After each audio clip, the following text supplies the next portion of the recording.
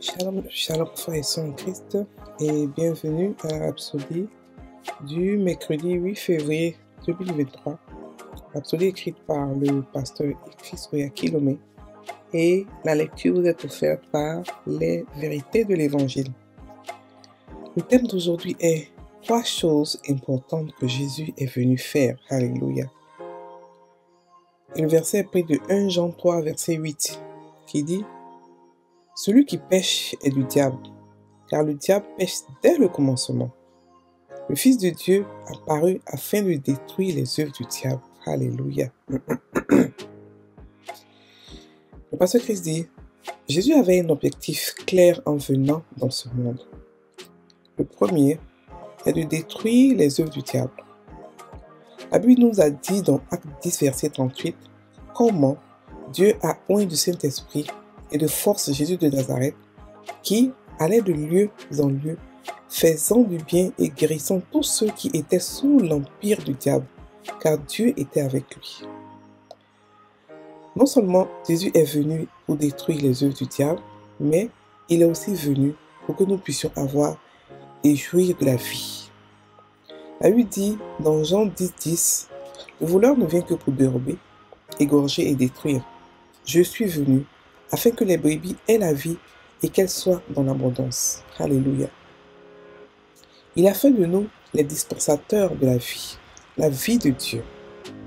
Troisièmement, et plus important de tout ce qu'il est venu faire, c'est qu'il est venu nous mettre en communion avec la divinité. La Bible dit: Dieu est fidèle, lui qui vous a appelé à la communion de son Fils Jésus-Christ notre Seigneur. Et cela de 1 Corinthiens 1 verset 9. Cela signifie que nous avons été amenés dans une union avec Jésus-Christ.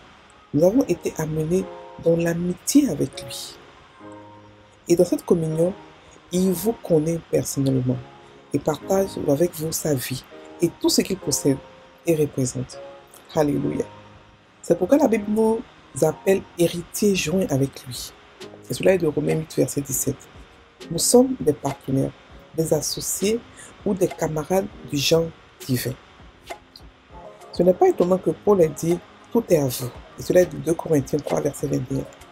Parce que vous êtes un avec le monarque de l'univers, celui qui possède et règne sur toutes choses. Fin de la Rhapsodie.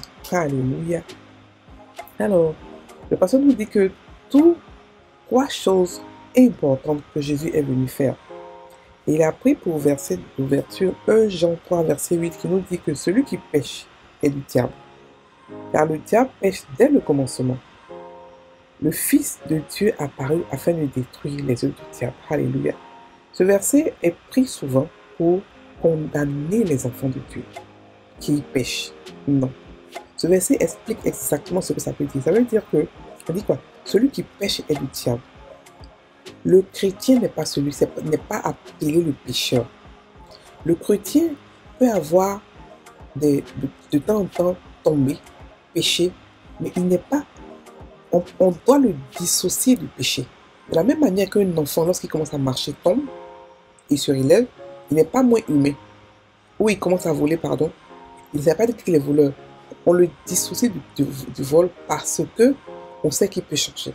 Mais le chrétien n'a pas la nature de pécheur. Donc lorsqu'il pêche, il ne le fait pas de son propre gré. C'est-à-dire qu'il ne le fait pas, il n'est pas à l'aise avec le péché. Parce que ce n'est pas sa nature. Mais par contre, le pécheur, celui qui n'est pas chrétien, lorsqu'il pêche, c'est sa nature. Il le fait naturellement. Il n'a pas de souci à pécher. C'est en ce sens-là que l'Écriture nous dit que celui qui pêche est du diable.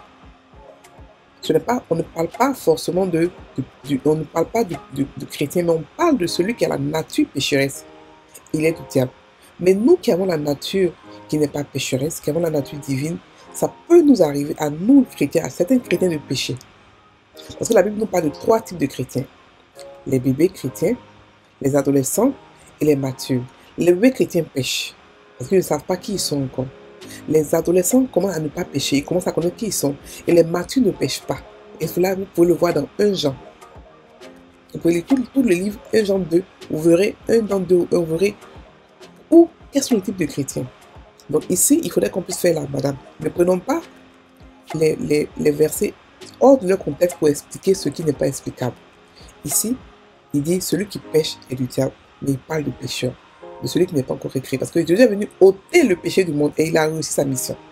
Lorsqu'il a ôté le péché, ça veut dire que, non, que le chrétien maintenant a le pouvoir sur le péché. Donc ça veut dire que le péché maintenant peut devenir un choix. Il peut dire que je pêche ou je ne pêche pas. Ça a l'air gros pour l'esprit qui est religieux, mais c'est la vérité. On a le pouvoir sur beaucoup de choses, sur Satan et toutes ses œuvres, les maladies, la mort, le vieillissement, le péché. Donc on n'est pas maintenant ceux qui pratiquent le péché, on est ceux-là qui, au contraire, ont la nature divine, qui n'arrivent pas à pratiquer le péché. D'autres d'entre nous tombent, mais ça dépend de leur niveau spirituel. Ça dépend de quoi ils sont, leur environnement est fait. Donc on ne juge pas ou on ne condamne pas celui qui pêche. Ce qu'on fait, on prie pour lui et il se lève et il avance le corps de Christ est uni et on avance dans un amour parfait. Alléluia. Mais là, ici, je voulais seulement expliquer ce verset. Le pasteur ici nous explique que Jésus est venu faire 3 choses importantes dans le monde. La première des choses, c'est de détruire les œuvres du diable. Il a dit quoi? Dieu a oint du Saint-Esprit et de force Jésus-Christ qui allait de lieu dans le faisant du bien et guérissant tous ceux qui étaient sous l'emprise du diable, car Dieu était avec lui. Donc il est venu expressément pour nous montrer d'abord qu'il y a un diable, parce qu'avant lui, personne ne savait qu'il y avait un diable. Noé, pardon, pas Noé, on appelle ça, mais ce monsieur qui a beaucoup souffert, on a tout arraché, qui croyait que Dieu était méchant, qui n'avait aucune idée qu'il y avait un diable, qui a été que le diable l'a accusé, il ne savait pas qu'il était protégé. Il ne savait pas qu'il était protégé. Job, il n'avait aucune idée, il ne savait pas qu'il y avait un diable qui existait. Donc il croyait que tout ce qui était mauvais, tout ce qui était bon venait de Dieu. Mais nous, le chrétien, on n'a pas d'excuse. Nous, Dieu veut nous montrer qu'il y a un diable qui existe en fait, qui vit, qui vous condamne tous les jours, qui travaille contre vous. Voilà. Donc c'est lui-là, qu'il est venu non seulement nous le montrer, mais aussi nous montrer comment nous donner l'autorité sur lui. Donc il est venu détruire le diable et tout ce que le diable a fait. Tout ce que le diable, il est venu détruire le diable et ses œuvres, et les démons, et tout l'empire du diable a été déçu, a été dévoilé, non seulement dévoilé, humilié et battu, vaincu. Donc, ça veut dire que Jésus est venu nous montrer, il est venu détruire. La Bible dit que le voleur ne vient que pour dérober, égorger, détruire. Je suis venu afin que les brebis aient la vie et qu'elles soient dans l'abondance. Ça veut dire qu'il est venu pour donner la vie. Il est venu pour donner la vie. Alléluia. Et il est venu détruire les œuvres du diable. Il a dit que le Fils de l'homme a paru afin de détruire les œuvres du diable. Donc, il a réussi sa mission. Il a détruit. Donc, vous me demandez pourquoi est-ce que le diable est encore là s'il a été détruit. Il a été détruit, mais n'oublions pas que il est resté dans le monde. On n'a pas ôté du monde. On a ôté le péché. On n'a pas ôté celui. Il a dit qu'il est là dans le monde. Donc, parce qu'il est dans le monde. Et puis, quand on dit que quelqu'un a été détruit, et on a donné l'autorité sur la personne, ça ne veut pas dire que la personne doit quitter forcément notre environnement. Hein. Ça veut simplement dire que même si la personne est là, la personne n'est plus importante. Parce qu'on a donné à quelqu'un d'autre l'autorité sur cette personne. Donc Jésus est venu détruire les œuvres du diable, nous montrer qu'il y a un diable, en plus nous montrer comment le dominer et comment le faire maintenir sous nos pieds. Le diable ne peut plus maintenant aller nous accuser comme il le faisait avant au temps de Job. Non. Avant, il avait l'autorité adamique. Maintenant, il n'a pas d'autorité. Donc, il n'est plus celui qui nous accuse devant Dieu. Non. Comme au temps de Job. Non, il n'a plus droit. Il n'a plus droit à voir la face de Dieu. Donc, il n'est pas l'accusateur de nos frères de maintenant. Il nous accuse toujours, pardon, mais pas devant Dieu. Donc, ne croyez pas que Dieu est là pour poser le diable pour dire non, tu as vu mon fils, tu as vu ma fille. Non. Ce n'est pas ce dont le texte parle. Donc, Dieu est venu détruire les œuvres du diable. La deuxième chose qu'il est venu faire, c'est qu'il est venu nous donner la vie. Il est venu nous donner la vie de Dieu, pour que nous puissions vivre une vie divine, la nature et la vie de Dieu. Alléluia. Il a dit, je suis venu afin que les brebis aient la vie et qu'elles soient dans l'abondance. Non seulement la vie, Mais pas une vie quelconque, une vie divine et une vie qui vient avec l'abondance. Une vie qui vient avec l'éternité, avec les bénédictions illimitées. Une vie qui est autosuffisante, une vie qui vient avec une source en elle pour pouvoir donner la vie de Dieu. C'est ce qu'on a reçu. On n'a pas reçu n'importe quelle vie. On a reçu la vie de Dieu, la vie unique, la vie divine, la vie suprême, excellente, parfaite, qui n'est pas ordinaire. C'est ce qu'on a reçu. Donc, tout chrétien qui ont accepté Christ, qui ont fait la confession de foi, n'est plus humain. On a fait un échange de vie. Il nous a donné sa vie et il a pris notre vie à nous.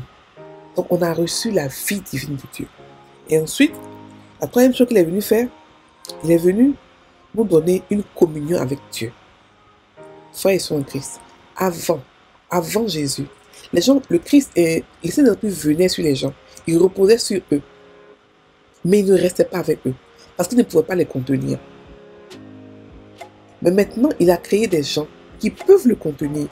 Donc, le Saint-Esprit, non seulement il est en nous, mais il est aussi avec nous. Ça veut dire qu'on a la possibilité de pouvoir avoir avec Dieu une communion, une communication, une intimité, une complicité. Chose que personne n'avait avant. Personne n'avait avant. Donc nous avons ce privilège d'être appelés enfants de Dieu parce qu'on a une communion aussi avec Dieu. Parce qu'on a d'abord sa vie. Ensuite, parce que Dieu habite en nous. On est devenu son temple, son église, son habitation. Avant nous, les gens créaient des temples pour que Dieu habite à l'intérieur. Mais après nous, pendant que nous sommes venus, on est devenu son habitation. C'est là qu'il aime être. Il veut avoir avec nous une intimité.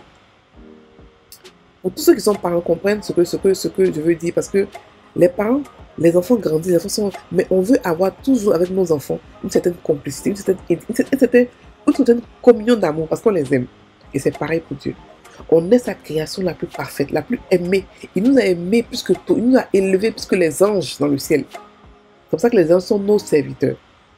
Donc, il est prêt pour nous. Il a tout été prêt pour nous. Il nous a aimés le premier.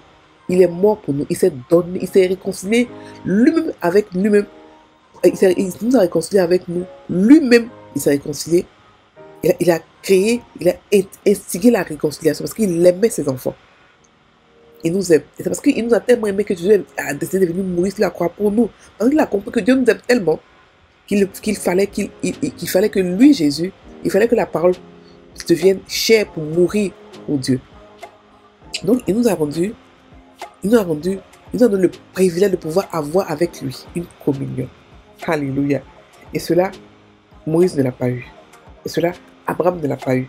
Et cela, tout ce monde que nous admirons, David n'ont pas eu. Nous, Dieu habite en nous. En aucun d'eux, Dieu habitait. Dieu venait sur eux et Dieu partait. Mais nous, Dieu habite et en nous et Dieu est avec nous. Ça veut dire qu'on peut avoir n'importe quand accès à Dieu. On n'a pas besoin de cérémonie.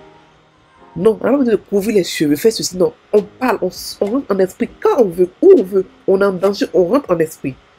Et c'est ça la grâce de la nouvelle création. On est différents. On est des dieux qui marchent sur la terre comme des gens ordinaires, mais on est des dieux. On est des dieux. Alléluia. Et Jésus, c'est ça, Jésus est venu le faire. Donc, il a venu faire 3 choses que le pasteur Christ dit.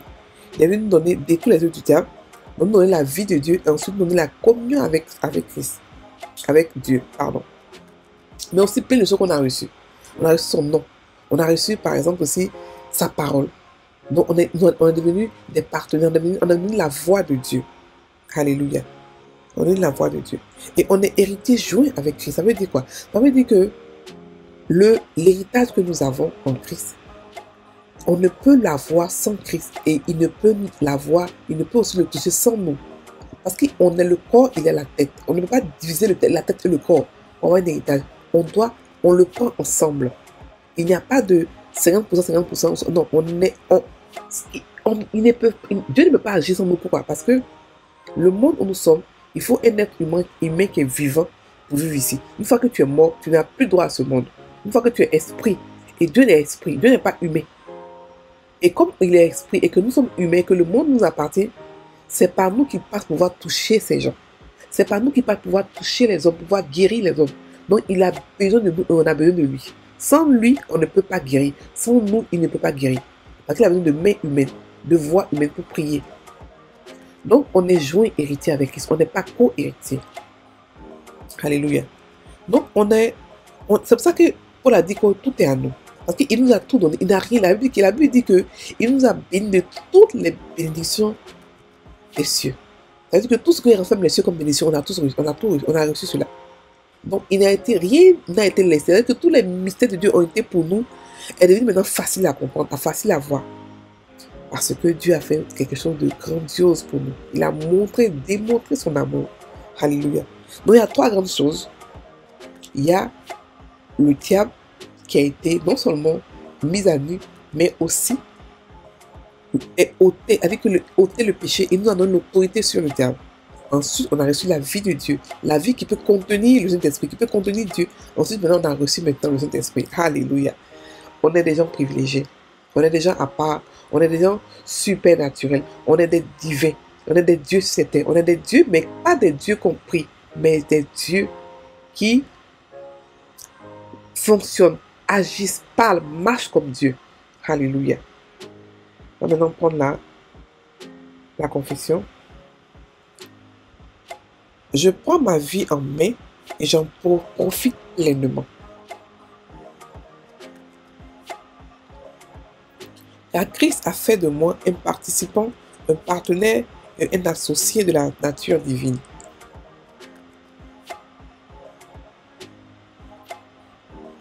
Je suis un associé de la nature divine. Ayant été libéré des influences corruptrices, de la décadence et de la destruction du monde.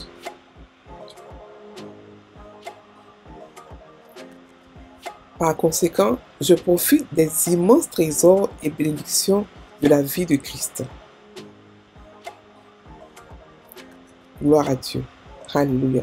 Frères et sœurs en Christ, la rapidité a été un peu longue aujourd'hui parce que je voulais expliquer réellement en long en large ce qui se passe dans la parole de Dieu. Soyez bénis, passez une bonne journée.